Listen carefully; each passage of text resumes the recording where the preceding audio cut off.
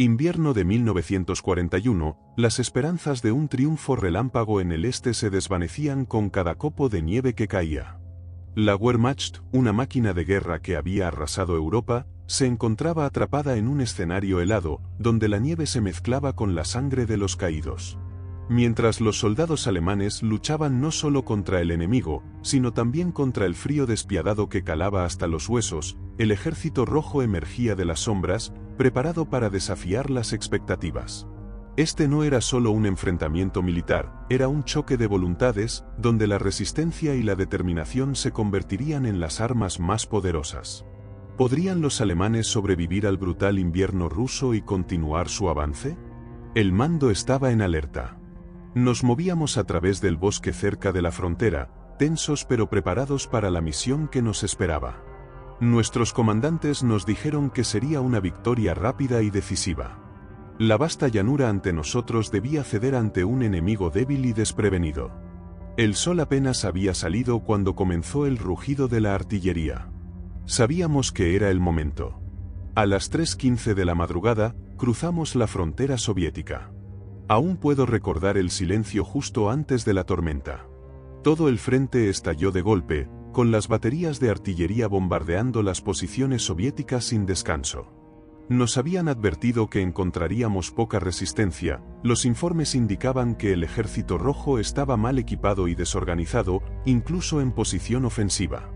A medida que nos adentrábamos en territorio soviético, contemplamos la devastación que había dejado nuestro bombardeo. Las posiciones rusas ardían en llamas, y los soldados soviéticos huían antes de que siquiera nos acercáramos. El avance era abrumador, nuestros Panzers se movían sin pausa, y nosotros los seguíamos atravesando campos de trigo y convoys destruidos. Sentíamos una inmensa fuerza, como si nuestra potencia fuera imparable.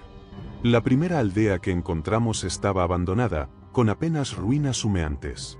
Mientras continuábamos avanzando, finalmente nos encontramos con los primeros focos de resistencia soviética, unas cuantas trincheras improvisadas y disparos de fusil nos dieron la bienvenida, pero nada podía frenar el ímpetu de nuestro avance. Los aplastamos rápidamente. La mayoría de los soldados enemigos estaban desorientados, muchos aún dormían cuando empezó el bombardeo. No eran rival para nuestra potencia de fuego. Algunos intentaron resistir, pero muchos se rindieron al vernos llegar. El ataque sorpresa los había tomado completamente desprevenidos. Los días siguientes se volvieron un borrón. Seguimos avanzando hacia el este, encontrando escasa resistencia organizada. Recuerdo ver columnas de prisioneros soviéticos marchando hacia la retaguardia, algunos heridos, la mayoría desconcertados. Los campos estaban llenos de los restos de la guerra, camiones calcinados, cañones destruidos y cuerpos esparcidos. El olor a combustible quemado y pólvora era inescapable. Nos sentíamos invencibles. Cada vez que nos deteníamos para descansar, llegaban nuevos informes sobre nuestro progreso. Para el tercer día, nos habíamos internado profundamente en territorio soviético. Las carreteras estaban repletas de equipo soviético destruido y prisioneros siendo trasladados hacia el oeste. Podíamos ver las fuerzas soviéticas en retirada a lo lejos, mientras los aviones de la Luftwaffe volaban sin descanso, bombardeando columnas enemigas. Los campos aún estaban verdes, pero el cielo se oscurecía con columnas de humo negro. Por el momento, parecía que el ejército rojo colapsaba bajo nuestros pies. Avanzábamos sin descanso, seguros del éxito de la operación. Aún no habíamos enfrentado la verdadera fuerza de la defensa rusa, pero ya el paisaje que nos rodeaba era de pura destrucción. Los campos de batalla estaban repletos de restos de tanques, vehículos y hombres caídos. En los instantes finales antes del amanecer del 22 de junio de 1941, mientras los últimos minutos de la noche más corta del año se desvanecían, una devastadora tormenta de artillería alemana rompió el inquietante silencio. A lo largo de 1800 kilómetros de frente, el trueno de miles de cañones alemanes iluminó la oscuridad, mezclándose con el resplandor rojizo de las explosiones y anunciando una nueva y aterradora madrugada. 30 bombarderos de la Luftwaffe, tripulados por las mejores tripulaciones y volando en formaciones letales de 3, desataron su furia sobre aeródromos y ciudades soviéticas, sumiendo al enemigo en el caos. Antes de continuar con esta historia, ¿sabías que hay una sociedad oculta que ha marcado el origen de todas las guerras de la humanidad y que aparte ha decidido quién será el ganador y el perdedor incluso antes de que empiecen? Si quieres saber más de lo que te estoy diciendo, ve al enlace de la biografía cuando termines este vídeo y descúbrelo. Ahora sí, continuemos con el vídeo. 3,5 millones de soldados alemanes avanzaron, iniciando la ofensiva militar más masiva que el ejército alemán había emprendido jamás. La Operación Barbarroja había comenzado. Los alemanes lograron una sorpresa táctica total, aniquilando las defensas fronterizas soviéticas en cuestión de horas. Mientras el caos estallaba, miles de oficiales y soldados del Ejército Rojo murmuraban sombríamente: «Ha comenzado». Apenas salió el sol, la Luftwaffe continuó su ataque inicial con una ofensiva brutal.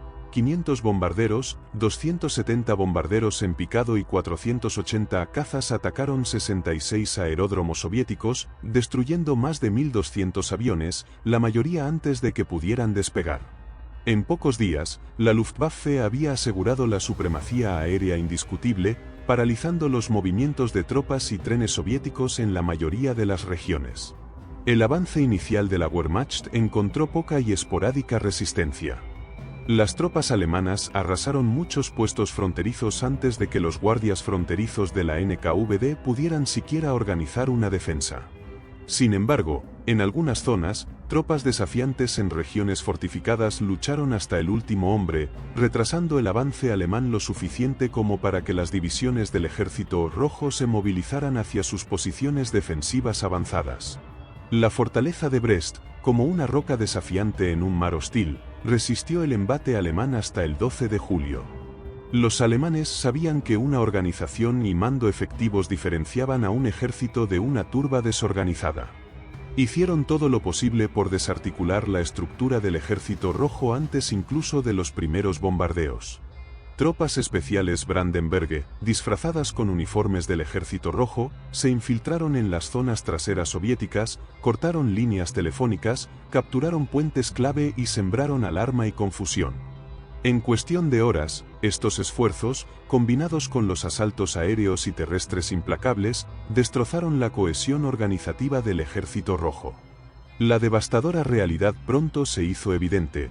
Esta destrucción se extendía a todos los niveles de mando, desde los pelotones de infantería hasta el alto mando en Moscú. Con el primer disparo, todo cobró vida, dijo un sargento. En ese momento, el fuego estalló a lo largo de todo el frente: infantería, cañones, morteros.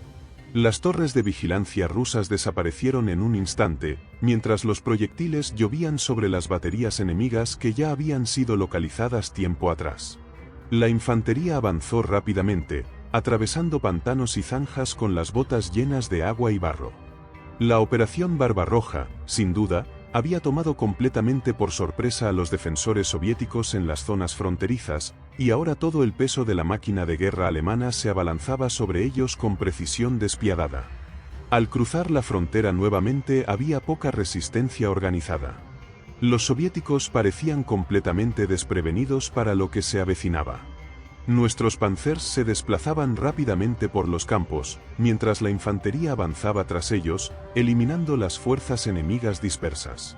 Era casi surrealista lo fácil que nos resultaba avanzar. Las aldeas caían una tras otra sin apenas luchar. Disparé mi fusil apenas unas cuantas veces ese día, principalmente contra soldados en retirada. Las carreteras estaban repletas de equipos soviéticos abandonados o destruidos. Nos topamos con largas columnas de vehículos abandonados, muchos de ellos aún ardiendo. La Luftwaffe estaba haciendo su parte, ametrallando convoys enemigos y bombardeando posiciones clave. Incluso capturamos a algunos prisioneros soviéticos. Sus rostros reflejaban puro asombro e incredulidad. La devastadora realidad pronto se hizo evidente.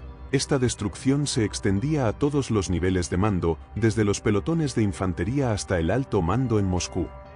Nunca estuvieron preparados para una ofensiva de esa magnitud. Muchos de ellos eran apenas muchachos, con la juventud pintada en sus rostros, y nos miraban con un miedo que no sabían disimular. Varios habían arrojado sus armas al suelo antes de levantar las manos en rendición sin oponer resistencia. Nuestros oficiales nos aseguraban que Moscú caería antes de que el invierno helara la tierra, y aquello nos llenaba de orgullo. La sensación de invencibilidad recorría las filas, el ejército rojo se desmoronaba a nuestros pies, retrocediendo hacia su propia vastedad. Nos sentíamos imparables, como si nada en el mundo pudiera detenernos. El estruendo de los motores de los tanques se fundía con las explosiones lejanas de nuestra artillería, marcando el avance que devoraba kilómetros sin cesar. En tan solo 3 días habíamos avanzado más de lo que cualquiera hubiera imaginado. No nos encontrábamos con líneas defensivas sólidas, solo con puntos aislados de resistencia que se disolvían ante nuestra embestida. Cuando los soviéticos aparecían, estaban desorganizados o en plena retirada. Los empujábamos hacia el este tan rápido que apenas teníamos tiempo para montar campamentos. Los soldados enemigos abandonaban sus posiciones en masa. Había un aire festivo entre nosotros. Algunos veteranos advertían que esa facilidad no duraría para siempre, pero la mayoría no podía imaginar otro escenario.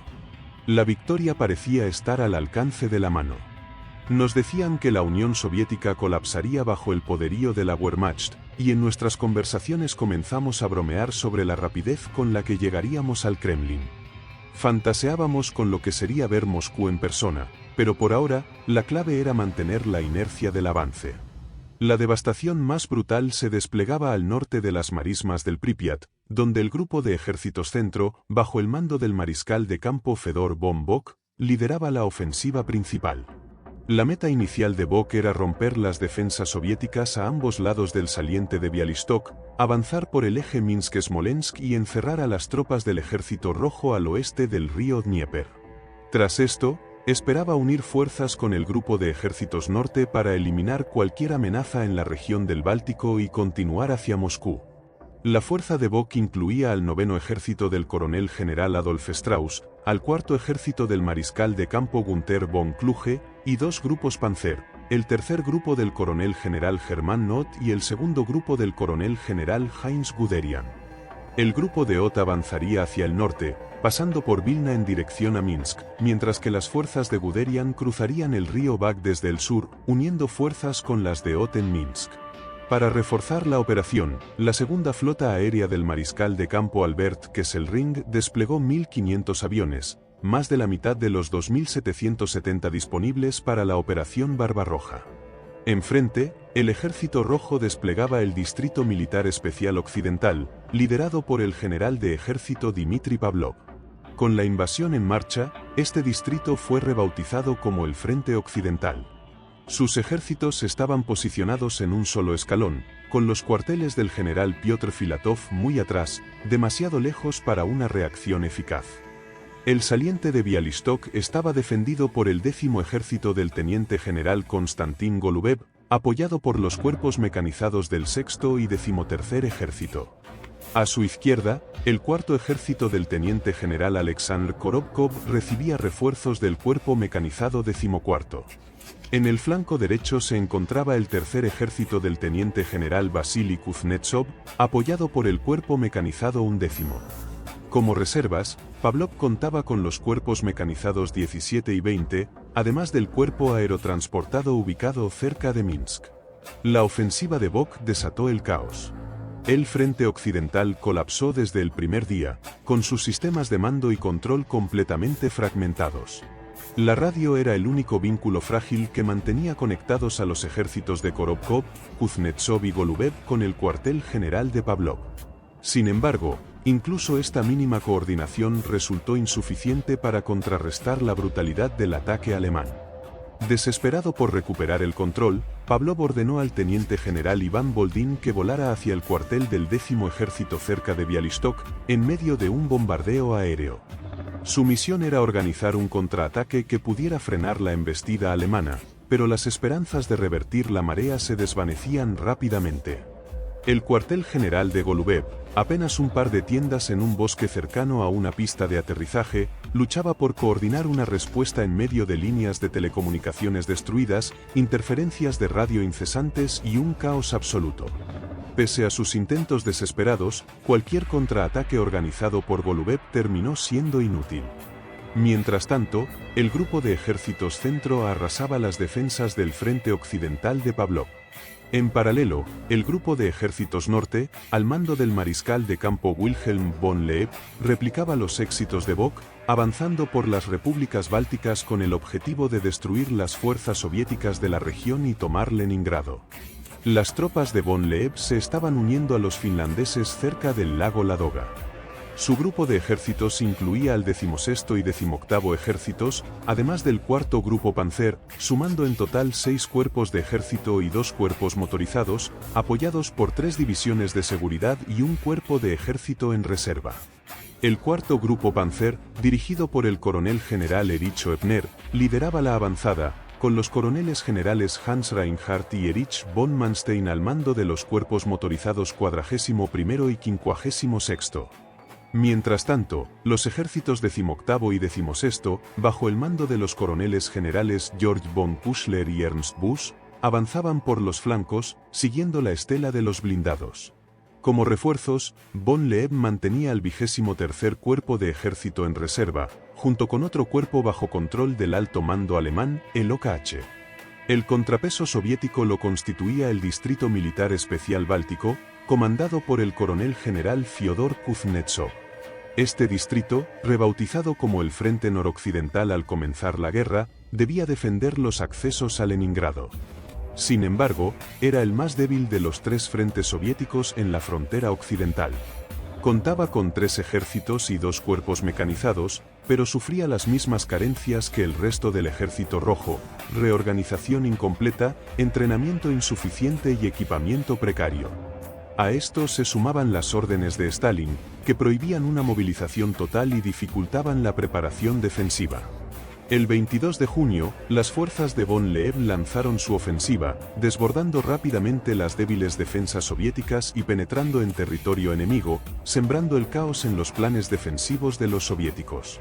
Kuznetsov intentó ejecutar su plan defensivo, pero la velocidad y contundencia del ataque alemán convirtieron sus esfuerzos en algo fragmentado e inútil.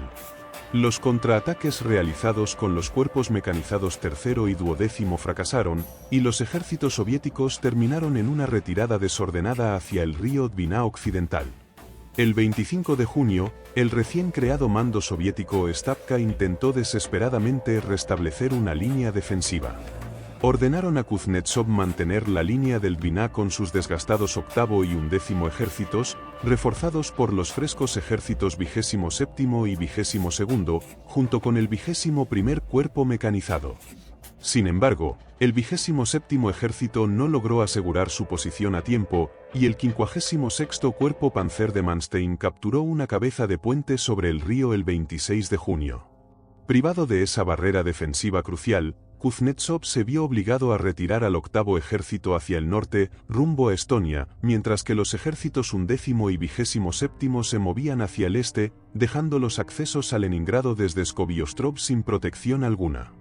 Ante la gravedad de la situación, la Stavka decidió reemplazar a Kuznetsov el 30 de junio por el teniente general Piotr Sobenikov, antiguo comandante del 8º ejército. El general Ivanov fue designado para reemplazar a Piotr Sobenikov al mando del 8º ejército, mientras que el teniente general Nikolai Batutin, subcomandante del Estado Mayor y pieza clave en la planificación defensiva soviética antes de la guerra, asumió como jefe de Estado Mayor de Sobenikov a partir del 4 de julio. Las órdenes eran claras: restablecer el orden en el frente a cualquier costo y resistir el avance alemán. Mientras tanto, el alto mando alemán instruyó a von Loeb a continuar su ofensiva hacia Leningrado, atravesando Pskov y dirigiéndose hacia el lago Ladoga para sitiar la ciudad. El 4º Grupo Panzer de Oebner recibió la orden de avanzar hacia el norte y noreste desde Pskov, mientras que las tropas de infantería al mando de Kuschler y Busch limpiaban Estonia y la costa báltica, asegurando el flanco derecho del grupo de ejércitos. Ese mismo día, el OKH amplió los objetivos de Oebner, incluyéndole la toma del área entre Veliki Yeluki y el lago Ilmen, pero le advirtieron que no avanzara más sin autorización explícita. El 4º Grupo Panzer se movilizó desde el río Dvina el 2 de julio.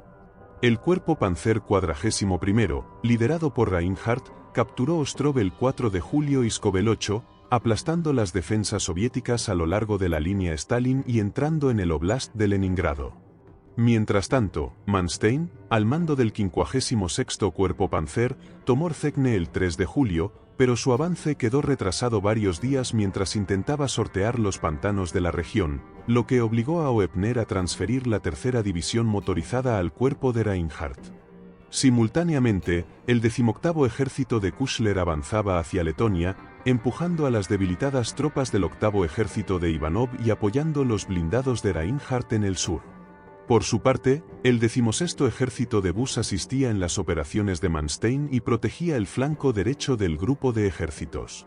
Para el 6 de julio, las batallas fronterizas habían terminado, y el grupo de ejércitos norte, con los panzers de Oepner a la vanguardia, había frustrado los planes de movilización y defensa del mando soviético Stavka, infligiendo una derrota decisiva al frente noroccidental de Kuznetsov.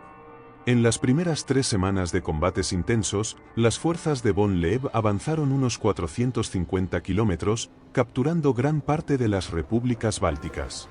Las pérdidas soviéticas fueron devastadoras, alrededor de 990.000 soldados, más de 1.000 tanques, 4.000 cañones y morteros, y 1.000 aviones de combate. Lo más grave, sin embargo, fue la incapacidad de establecer defensas creíbles, dejando a las fuerzas de von Leeb en posición de amenazar al frente norte del teniente general Mikhail Popov, anteriormente conocido como el Distrito Militar de Leningrado. Popov y su consejo militar comprendieron la gravedad de la situación. El 25 de junio decidieron erigir defensas a lo largo del río Luga, al sur de Leningrado, aunque solo pudieron disponer de tropas improvisadas trasladadas apresuradamente desde otros frentes en Ucrania. Ese mismo día, el grupo de Ejército Sur, al mando del mariscal de campo Gerd von Rundstedt, enfrentaba un avance más lento en comparación con sus homólogos del norte. El río Vag occidental, que marcaba gran parte de la frontera en esta región, frenó el asalto inicial alemán, dando tiempo a las tropas del NKVD y del Ejército Rojo para reaccionar. Además, el coronel general Mikhail Kirponos, comandante del Frente Suroccidental, había mantenido una comunicación constante con las guardias fronterizas en los días previos a la invasión, lo que le permitió movilizar a sus fuerzas sin mayores contratiempos. Como los soviéticos creían que cualquier ataque alemán se centraría en Ucrania, Kirponos disponía de una cantidad relativamente abundante de unidades mecanizadas. Si bien estas unidades no estaban completamente equipadas ni entrenadas, se desempeñaron mucho mejor que sus equivalentes en el frente occidental. El objetivo de von Rundstedt era penetrar en profundidad en Ucrania desde el sur de Polonia y Rumanía, destruir las fuerzas soviéticas en Ucrania occidental y capturar cabezas de puente sobre el río Dnieper, al sur de Kiev. A partir de ahí, prepararía futuras operaciones hacia el este, en dirección a Rostov y Stalingrado, o hacia el noreste, hacia Kursk y Voronezh. El grupo de ejércitos se dividía en dos fuerzas separadas por unos 330 kilómetros.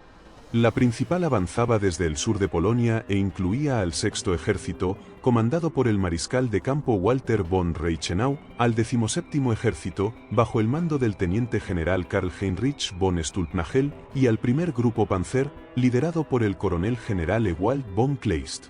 La ofensiva hacia el sur de Ucrania estaba liderada por una poderosa fuerza acorazada, diseñada para penetrar profundamente hasta Kiev. Esta fuerza principal, compuesta por 7 cuerpos de ejército y 3 cuerpos motorizados, estaba preparada para atacar directamente hacia el este, al norte y al sur de Leópolis, con el objetivo estratégico de tomar Kiev. Además, von Rundstedt buscaba rodear a las fuerzas soviéticas al suroeste de Kiev, utilizando la potencia combinada de los blindados de Kleist y las formaciones del 17º ejército. La campaña estuvo compuesta por el teniente general von Manul, el tercero de von Vhin y el 14º cuerpo motorizado de V. Kemp, que en conjunto desplegaron 5 divisiones Panzer y 4 divisiones motorizadas. Estas unidades respaldaban la ofensiva principal de Ron. Un segundo grupo de choque estaba listo para lanzar un ataque retrasado desde Rumanía, liderado por el coronel general Franz R. von Esker con el 11º. Este grupo incluía los terceros y cuartos ejércitos rumanos, sumando 3 cuerpos de ejército alemanes y 5 rumanos.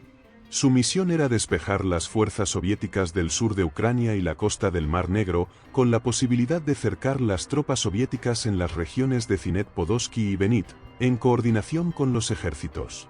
Inicialmente, la fuerza de Ron contaba con una reserva compuesta por una división de infantería y 3 divisiones de seguridad, con apoyo aéreo adicional proporcionado por la Cuarta Flota Aérea del coronel general Alexander Lure, que incluía 750 aviones. El contingente mecanizado de Konos, el más fuerte de la Unión Soviética Occidental, le permitió asignar 6 cuerpos mecanizados a su ejército de avanzada, con 2 cuerpos apoyando cada uno de los ejércitos que defendían los ejes alemanes clave al norte y al sur de Leópolis. Los cuerpos mecanizados 9º y 22º de los generales Rosovsky y Kev respaldaron al quinto ejército de Popov, mientras que los generales Blasov y Karpo lideraban los cuerpos 4º y 15º, que apoyaban al sexto ejército de Musenko. Además, el 16º cuerpo mecanizado de Kipsov reforzaba al 26º ejército de Kosten, y el 8º cuerpo mecanizado del teniente general de Ravichev respaldaba al 12º ejército de Pearán. Las fuerzas de Konos también disponían de importantes reservas, incluyendo los cuerpos mecanizados 19º y 24º, comandados por los generales Fenos y Yakov, así como los ejércitos 16º y 19º bajo el mando de los tenientes generales Lukin y Kev, que aún avanzaban hacia la línea del río Dnieper el 22 de junio como parte de la reserva del Stavka. El asalto alemán comenzó temprano el 22 de junio, cuando el primer grupo Panzer de K cruzó rápidamente el río Vag occidental, atravesando las posiciones del quinto ejército de Popov. La infantería del sexto ejército de Raúl lo siguió de cerca. En este punto, el general Kpos recibió la directiva número 3 durante la noche del 22 al 23 de junio, ordenando una contraofensiva inmediata. Sin embargo, sus unidades aún estaban reuniéndose, con algunas guarniciones situadas a más de 400 kilómetros de distancia, obligándolas a avanzar bajo intensos ataques aéreos alemanes. A pesar de las dificultades, Konos estaba decidido a ejecutar el contraataque mayor que exigía la directiva, fortalecido por la presencia del enviado de Stalin, Zhukov, enviado para supervisar la operación. Lamentablemente, las circunstancias forzaron a Kpos a comprometer sus fuerzas de manera fragmentada, lo que resultó en una serie de ataques descoordinados en los flancos de la penetración alemana. Inicialmente, Konos ordenó a los cuerpos mecanizados 22º y 15º atacar los flancos norte y sur del avance alemán, con la esperanza de restablecer las defensas fronterizas. Sin embargo, para el 23 de junio, el 15º Cuerpo Mecanizado de Carpeo solo logró enviar un pequeño destacamento de avanzada de la 10ª División de tanques al combate. Esta débil respuesta permitió a la 11ª División Panzer alemana penetrar 60 kilómetros en las defensas soviéticas, llegando a Bares de Pskov al día siguiente. Las divisiones 215 Avata motorizada y 19ª de tanques del 22º Cuerpo Mecanizado de Kondev finalmente se enfrentaron al tercer cuerpo motorizado alemán, que incluía las divisiones Panzer XIII y XIV, al este de Vladimir Volinsky. A pesar de la intensa lucha, que resultó en severas pérdidas soviéticas, incluyendo la muerte de Krev y todos los comandantes de regimiento de la 19ª División de Tanques, los alemanes avanzaron hacia las afueras de Lodz, sobre el río Styr. El 15º Cuerpo Mecanizado de Karpo tampoco logró detener a la 11ª División Panzer, que avanzó otros 30 kilómetros, dejando a la 297 Avata División de Infantería protegiendo sus flancos y retaguardia. Para el 26 de junio, el grupo Panzer de KLY se encontraba en una posición ideal para continuar la persecución hacia Rovno y Kiev, el centro industrial y político de Ucrania. Sin embargo, para ese momento, Konos había logrado reunir suficientes fuerzas para montar una contraofensiva coordinada, aunque los 3 cuerpos de fusileros destinados a participar aún no habían llegado. Bajo la dirección de Zob, Konos ordenó a los cuerpos mecanizados 9º de Rossi y 19º de Fenos, que todavía se desplegaban al oeste de Rovno sin sus divisiones motorizadas, atacar las posiciones alemanas entre Lodz y Dubno. Potapov, comandante del quinto ejército, asumió el control directo de estos 2 cuerpos. En el sur, Konos instruyó al mayor general R.N. Morgaño, su jefe de fuerzas blindadas, para coordinar un asalto con los cuerpos mecanizados 15º de Karpo y 8º de Ravichev hacia Dubno, atacando el flanco derecho alemán. A pesar del apoyo aéreo proporcionado, la inexperiencia del Estado Mayor de Popov dificultó la coordinación, agravada por órdenes confusas de Zhukov y Kirponos, que dispersaron el poderoso cuarto cuerpo mecanizado de Vlasov, impidiendo su apoyo efectivo. El asalto del octavo cuerpo mecanizado, a pesar de estos reveses, dio inicio a la contraofensiva al norte y sur de Dubno el 26 de junio, desencadenando una gigantesca batalla de tanques que involucró más de 2.000 vehículos a lo largo de un frente de 70 kilómetros. Inicialmente, los cuerpos mecanizados octavo y decimoquinto atacaron el flanco de la 57ª División de Infantería Alemana, obligándola a retroceder 10 kilómetros. Sin embargo, esa misma noche, Zhukov ordenó al octavo cuerpo de Riabechev avanzar hacia Dubno, justo hacia las posiciones ocupadas por la 16ª División Panzer, que seguía de cerca a la 11ª. El 27 de junio, un grupo móvil liderado por la 34ª División de Tanques del coronel Vasiliev intentó abrirse paso, pero la artillería, la aviación y las fuerzas blindadas alemanas abrumaron y causaron graves daños a las tropas soviéticas divididas. No fue hasta el 1 de julio que los restos del octavo cuerpo mecanizado lograron romper el cerco y retirarse hacia el este. Mientras tanto, el 15º cuerpo mecanizado de Karpov fue nuevamente obstaculizado por ataques aéreos y el terreno difícil, avanzando muy poco. Al norte, las divisiones de tanques 40ª y 43ª del 19º cuerpo mecanizado de Fenov intentaron avanzar el 26 de junio, pero encontraron una fuerte resistencia alemana, complicando los esfuerzos soviéticos por frenar el avance hacia Kiev. Las divisiones Panzer XIII y XI continuaron su ofensiva, empujando a las divisiones soviéticas hacia Rovno. Más al sur, Rosovsky, comandante del 9º cuerpo mecanizado, se enfrentó a la dura realidad del campo de batalla. La baja visibilidad y el equipo obsoleto hacían que la ofensiva pareciera inútil. No obstante, obedeciendo las órdenes de Zhukov, Rosovsky lanzó un ataque el 27 de junio, con resultados desastrosos. Perdió contacto con el cuerpo de Fenov y sufrió fuertes pérdidas, especialmente entre sus tanques ligeros anticuados. Al día siguiente, en lugar de reanudar el asalto condenado, Rosovsky optó sabiamente por establecer posiciones defensivas y preparar emboscadas para la 13ª División Panzer al acercarse a Rovno. Por primera vez en la guerra, las fuerzas alemanas se encontraron con un fuego de artillería soviético concentrado, causando bajas considerables. A pesar de 2 días de intensos ataques aéreos y terrestres alemanes, Rosovsky finalmente recibió la orden de retirarse.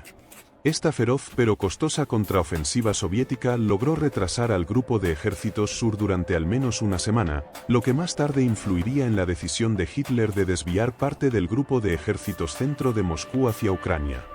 Sin embargo, las victorias alemanas en Brody y Dubno hicieron insostenibles las defensas de Koniev al sur de Leópolis.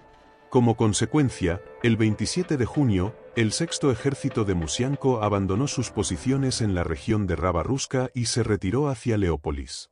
3 días después, tras la captura de Rovno y Ostrog por las divisiones Panzer, el sexto ejército evacuó Leópolis para evitar ser rodeado desde el norte. Ese mismo día, el Stavka ordenó a Koniev retirar sus fuerzas para el 9 de julio a nuevas posiciones defensivas ancladas en las regiones fortificadas de Kosten, Novgorod-Volinsky y Leópolis, a lo largo de la frontera soviético-polaca de 1939. Esta orden también se aplicó a los ejércitos 26º y 12º en el sur, iniciando una agotadora retirada de 200 kilómetros. Durante la retirada, los ejércitos sexto, 26º y 12º estuvieron constantemente bajo la amenaza de ser cercados por los cuerpos motorizados del primer grupo Panzer, que avanzaban desde el norte, y por los ejércitos 17º y, más tarde, 11º desde el sur. A inicios de julio, el tercer cuerpo motorizado del general Mackensen avanzó hacia el este desde Rovno en dirección a Novgorod-Volinsky y el río Dnieper, mientras que el 48º cuerpo motorizado del general Kemp se dirigía hacia Zitomir. Estas maniobras amenazaban con romper la nueva línea fortificada de Koniev y rodear a sus fuerzas en retirada. En respuesta, Koniev ordenó al quinto ejército de Popov contraatacar la avanzada alemana desde el norte, utilizando los cuerpos 27º de fusileros y 22º mecanizado. Aunque este contraataque no logró detener el avance de Mackensen, sí retrasó a las fuerzas alemanas durante 2 días cruciales, brindando a Koniev una breve pero vital ventana para retirar a sus agotadas tropas hacia nuevas posiciones defensivas. En medio de los caóticos combates, el pánico se apoderaba a menudo de las fuerzas soviéticas. Para evitar un colapso total, Koniev y sus comandantes tuvieron que imponer una disciplina férrea y organizar defensas improvisadas a lo largo de su ruta de retirada. Konov no tuvo otra opción que establecer destacamentos de bloqueo con órdenes explícitas de disparar a cualquier soldado que se retirara sin autorización. Entre el 6 y el 9 de julio, las fuerzas acorazadas de Mackensen y Kemp capturaron Berdichev, Novgorod-Volinsky y Zitomir, complicando aún más los intentos de Konov por mantener la integridad de sus defensas. La toma de Berdichev por parte del 48º Cuerpo Motorizado fue especialmente alarmante, ya que amenazaba con envolver el ala izquierda del frente suroccidental. Konov reaccionó de inmediato, ordenando al 6º Ejército de Musienko, reforzado con el 16º Cuerpo Mecanizado de Sokolov y los restos del 15º Cuerpo Mecanizado de Karpo, que resistieran al sur de Berdichev.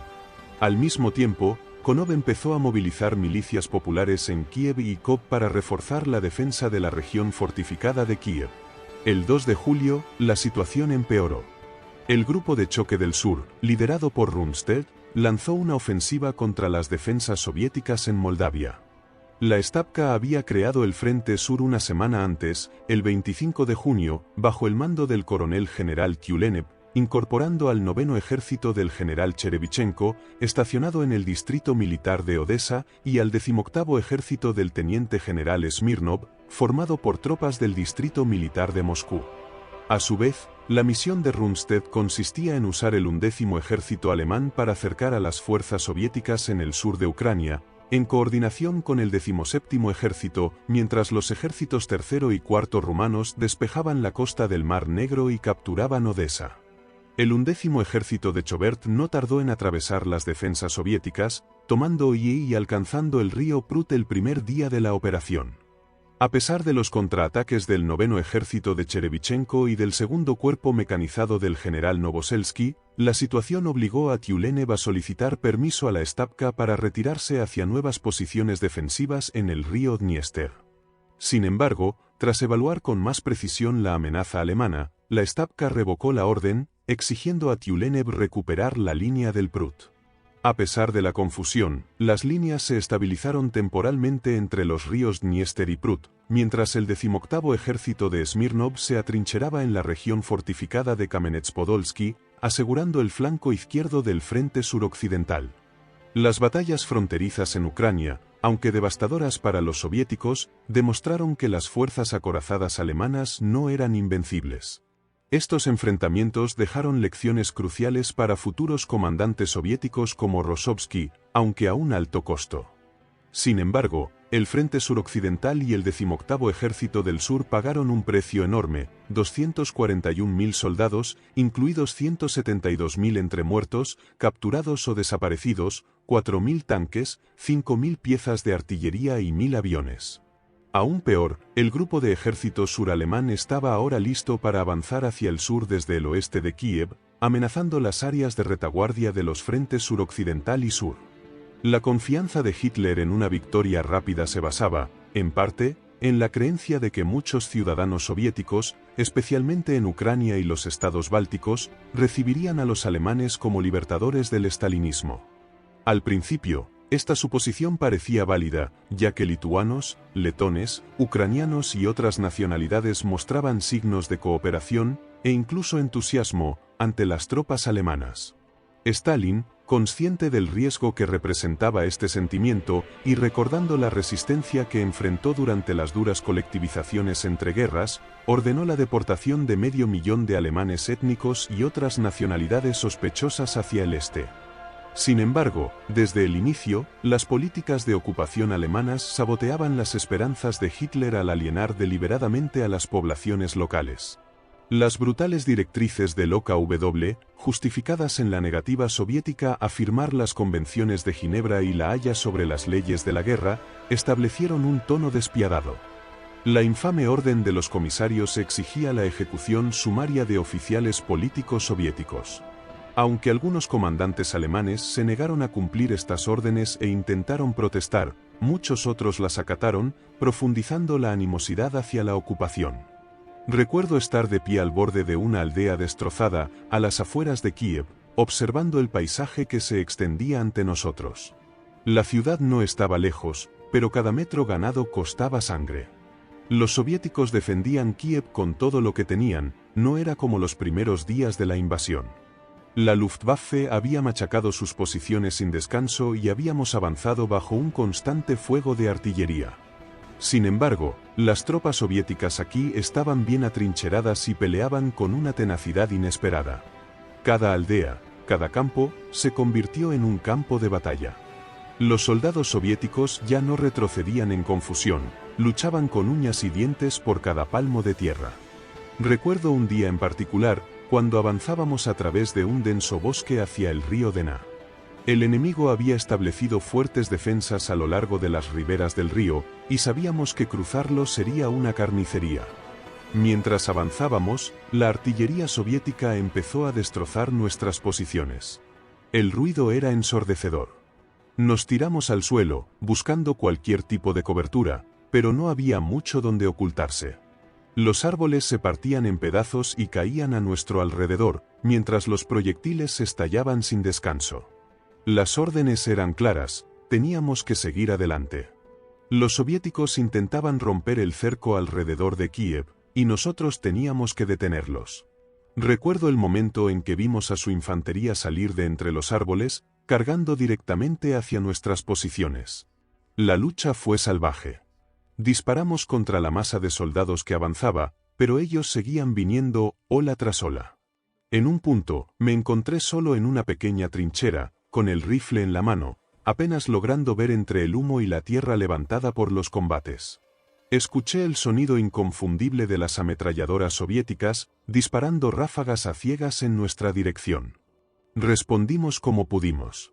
Vi caer a varios de mis compañeros cerca de mí, pero no había tiempo para pensar, solo para actuar. Después de horas de combate implacable, logramos romper sus líneas. A medida que avanzábamos por sus posiciones, la devastación era total. Los cuerpos de soldados soviéticos y alemanes yacían esparcidos por el suelo. El aire estaba cargado con el olor de pólvora y sangre. Era una escena de destrucción absoluta. A pesar de la carnicería, no hubo tiempo para descansar. Teníamos que seguir presionando hacia Kiev. Al llegar a las afueras de la ciudad, los soviéticos ya estaban en plena retirada. El cerco se estaba cerrando y lo sabían. Sin embargo, luchaban con una determinación increíble. Comenzó el combate casa por casa en los suburbios. Cada edificio debía ser despejado. Los soviéticos habían colocado francotiradores en los pisos altos de las casas, haciendo nuestro avance aún más peligroso. Las ráfagas de ametralladora y las explosiones resonaban en las estrechas calles. Fue durante una de esas batallas callejeras cuando estuve a punto de morir. Mientras avanzábamos hacia una barricada soviética, una granada de mortero cayó a pocos metros de donde estaba. La explosión me arrojó al suelo, con los oídos zumbando y la visión borrosa. Al recobrar la conciencia, vi los cuerpos inmóviles de varios de mis compañeros. De alguna forma, había sobrevivido. En septiembre de 1941, la Wehrmacht alemana estaba en lo que parecía ser la cúspide de su éxito en la Operación Barbarroja. La impresionante victoria en Kiev había resultado en la captura de 665.000 soldados soviéticos, junto con enormes cantidades de equipo y recursos. Fue el mayor cerco de la historia militar, y el alto mando alemán creía que el Ejército Rojo había sido destrozado. La avanzada alemana a través de la Unión Soviética había sido rápida y brutal, con ciudades clave como Minsk, Smolensk y ahora Kiev cayendo en sus manos. Hitler y muchos en el alto mando alemán estaban convencidos de que la guerra en el este estaba prácticamente ganada y que la Unión Soviética estaba al borde del colapso. El siguiente objetivo era la capital soviética, Moscú. Sin embargo, en las semanas posteriores a la victoria en Kiev, la marea de la guerra comenzó a cambiar de forma inesperada, tanto en lo estratégico como en lo natural. Uno de los momentos más críticos llegó cuando Hitler tomó la fatídica decisión de retrasar el avance directo hacia Moscú. En lugar de concentrar todas las fuerzas disponibles para un último empuje hacia la capital, Hitler ordenó desviar recursos importantes hacia el sur para asegurar Crimea y las riquezas industriales y agrícolas de Ucrania. Quería consolidar el control sobre los vastos campos de grano y los yacimientos de petróleo de la región, creyendo que eso garantizaría la supervivencia económica de Alemania en una guerra prolongada. Ese retraso resultó ser costoso. El tiempo perdido consolidando el sur permitió que los soviéticos se reagruparan, especialmente alrededor de Moscú, donde refuerzos frescos desde Siberia comenzaron a llegar para reforzar las defensas de la ciudad. Cuando los alemanes finalmente lanzaron la Operación Tifón, su tan esperado asalto sobre Moscú, en octubre de 1941, la campaña pareció inicialmente otro triunfo. Las divisiones Panzer avanzaron rápidamente, rompiendo las líneas soviéticas y cercando a decenas de miles de tropas en Vyazma y Briansk. A medida que los tanques alemanes se acercaban a Moscú, el optimismo reinaba en la Wehrmacht. Muchos oficiales alemanes creían que la caída de Moscú y con ella la de la Unión Soviética era cuestión de semanas. Los soviéticos parecían estar en desbandada, y los soldados alemanes avanzaban por las llanuras rusas con la expectativa de que la guerra terminaría antes del invierno. Sin embargo, el avance alemán estaba a punto de enfrentar desafíos formidables, no solo del Ejército Rojo, sino también del brutal invierno ruso y la presión logística de una ofensiva tan profunda. La primera señal de problemas fue la llegada de la Rasputitsa, las temidas lluvias otoñales rusas que transformaron los caminos en ríos de lodo. Los tanques y camiones de suministro alemanes quedaron atascados, incapaces de avanzar con rapidez. Las líneas de suministro, ya estiradas al límite por las enormes distancias recorridas, comenzaron a colapsar. Los hombres en el frente se encontraron sin alimentos, sin municiones, y sobre todo, sin ropa para el invierno. A muchos les habían prometido que estarían en Moscú antes de que llegara el frío, por lo que no estaban preparados para lo que venía. A mediados de noviembre, la lluvia se transformó en nieve, y las temperaturas cayeron en picada. Los soldados empezaron a sufrir, no solo por la falta de suministros, sino por el implacable ataque del frío. El congelamiento y la exposición cobraban su precio. Los vehículos alemanes, incluidos los tanques que habían sido vitales en las victorias previas, dejaron de funcionar bajo las temperaturas extremas. Los motores se bloqueaban y los lubricantes se volvían inútiles. Mientras tanto, los soviéticos, mejor preparados para una guerra invernal, comenzaron a aprovechar las inclemencias del clima en su favor. Los alemanes apenas podían moverse entre la nieve, y del otro lado, Stalin ya había preparado su defensa. Durante meses, había trasladado fábricas al este de los Urales y acumulado nuevas reservas de tropas. Muchas de estas unidades provenían de Siberia, donde esperaban una posible invasión japonesa. Sin embargo, al confirmar que Japón enfocaba sus esfuerzos en el Pacífico, Stalin redirigió esas tropas curtidas hacia el frente occidental. Esas divisiones siberianas, acostumbradas al combate en condiciones extremas, llegaron a Moscú justo a tiempo, fortaleciendo las defensas soviéticas. A principios de diciembre, la ofensiva alemana se detuvo a solo unos kilómetros de la capital. El avance hacia Moscú había dejado al ejército exhausto, congelado y desmoralizado. A pesar de lo cerca que estaban, no pudieron ir más lejos.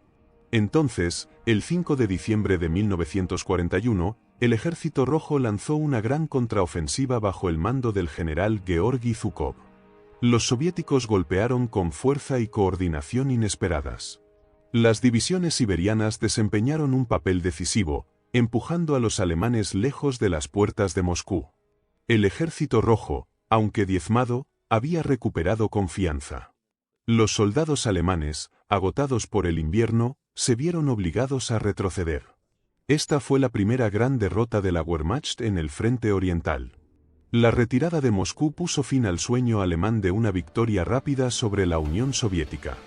También reveló las enormes fallas de su maquinaria bélica. La logística no podía sostener un ejército tan lejos de casa, especialmente bajo un invierno tan despiadado. Además, el alto mando alemán había subestimado la capacidad de resistencia soviética. Creyeron que la toma de grandes ciudades y la destrucción de sus ejércitos sería suficiente para llevar a Stalin a negociar. Pero la Unión Soviética no solo había sobrevivido, sino que demostró ser capaz de rearmarse y lanzar contraataques a gran escala. Los soldados alemanes comenzaron a comprender la realidad del frente oriental. Aquellos que en el verano habían estado tan seguros de su superioridad, ahora se encontraban con los límites del Blitzkrieg en una geografía vasta y hostil. Con el frente en retroceso, miles de soldados sucumbieron al congelamiento, al agotamiento y a los ataques soviéticos. Los que sobrevivieron al brutal invierno de 1941 a 1942 pronto se enfrentarían a una nueva clase de guerra, una que ya no trataba de avances rápidos, sino de pura supervivencia frente a un enemigo tenaz y cada vez más eficiente. El fracaso en Moscú marcó un punto de inflexión en la guerra del Frente Oriental. Quedó claro que la Unión Soviética no colapsaría bajo la presión alemana. Los alemanes se enfrentarían ahora a un conflicto largo y despiadado, una guerra de desgaste, luchando no solo contra el Ejército Rojo, sino contra el implacable invierno ruso, el mismo que había derrotado a tantos ejércitos a lo largo de la historia. Y así terminó la Operación Barbarroja. Querida madre, aquí libramos una batalla desesperada, no solo contra el enemigo, sino contra el frío. El invierno ruso es más de lo que imaginábamos. Nuestras ropas apenas nos protegen y muchos ya sufren congelaciones. Las noches son las peores. Nos amontonamos para tratar de entrar en calor, pero nunca es suficiente. La nieve es tan profunda que mover el equipo es casi imposible. Hemos perdido muchos hombres, no solo frente a los rusos, sino también por el frío. Los rusos parecen inmunes al invierno. Aparecen de la nada en medio de las tormentas de nieve y atacan cuando estamos más débiles. Pensábamos que esta campaña terminaría rápido, pero ahora sabemos que nos espera un invierno largo y brutal. Muchos de nosotros ya nos preguntamos qué hacemos aquí. Esta tierra es vasta y vacía, y parece que nos está tragando enteros. Cada día es una lucha, y la idea de volver a casa se siente como un sueño lejano. Espero verte pronto. Pocos imaginaban entonces que los próximos 4 años estarían marcados por luchas implacables y horrores inimaginables. Brutalidad a una escala jamás vista en la historia de la guerra. Para algunos, ese invierno sería el final. Para otros, la guerra apenas comenzaba. Este vídeo está bien, pero si te gustaría conocer la verdad poco conocida acerca de las guerras mundiales, saber por qué todo lo que nos han dicho sobre Alemania, Hitler y los Estados Unidos es mentira y aparte también, saber por qué estamos cerca de una tercera guerra mundial, ve al enlace de la bio y descúbrelo. No olvides suscribirte al canal, dar like al vídeo y activar la campana de notificaciones para que no te pierdas nuestra próxima historia.